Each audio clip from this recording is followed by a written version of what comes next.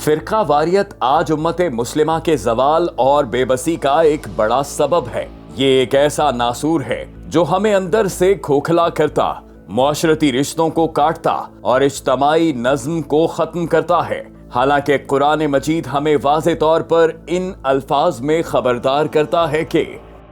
اللہ کی رسی کو مضبوطی سے تھام لو اور تفرقے میں نہ پڑو۔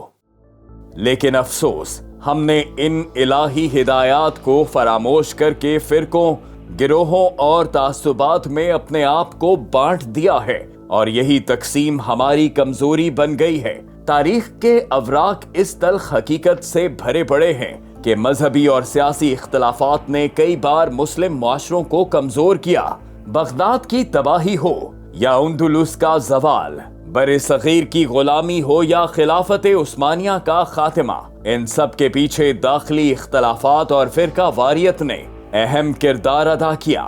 دشمن کو ہمارے خلاف بڑی سازش یا لشکر کی ضرورت نہ رہی، وہ صرف ہمارے انتشار سے فائدہ اٹھاتا رہا۔ آج استعماری قوتیں ایک ایک کر کے ہماری سالمیت کو چیلنج کر رہی ہیں، اور ہم کہیں نیشن سٹیٹ کے تحت ملکوں میں بٹے ہوئے ہیں اور کہیں مسلکی و نسلی تعصبات کی بنیاد پر تقسیم کا شکار ہو کر اپنی اپنی باری پر یہود و نصارہ کے گٹھ جوڑ کا نشانہ بن رہے ہیں، جس کی تازہ مثال حالیہ 3 دنوں میں سامنے آئی، جب 6 مسلم ممالک کو غاصب صہیونی ریاست نے اپنی جارحیت کا نشانہ بنایا، اور ہم منہ توڑ جواب دینا تو دور، اپنی صفوں میں اتحاد پیدا کرنے سے بھی قاصر ہیں۔ فرقہ وارانہ تعصب جب نفرت میں بدلتا ہے تو معاشرہ بے حسی، ناانصافی اور انتہا پسندی کی جانب بڑھتا ہے، اور اس کے اثرات صرف مذہبی سطح تک محدود نہیں رہتے، بلکہ یہ تعلیمی اداروں،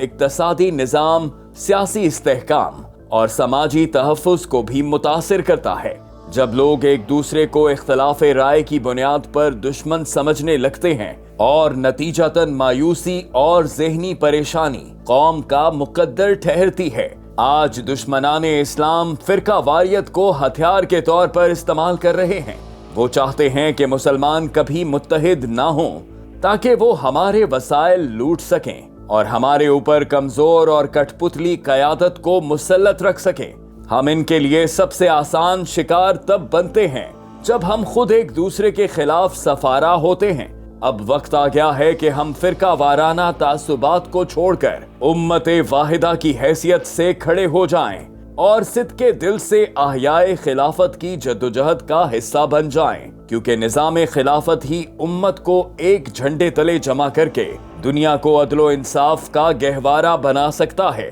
اور ہمیں ہمارا کھویا ہوا وقار واپس دلا سکتا ہے۔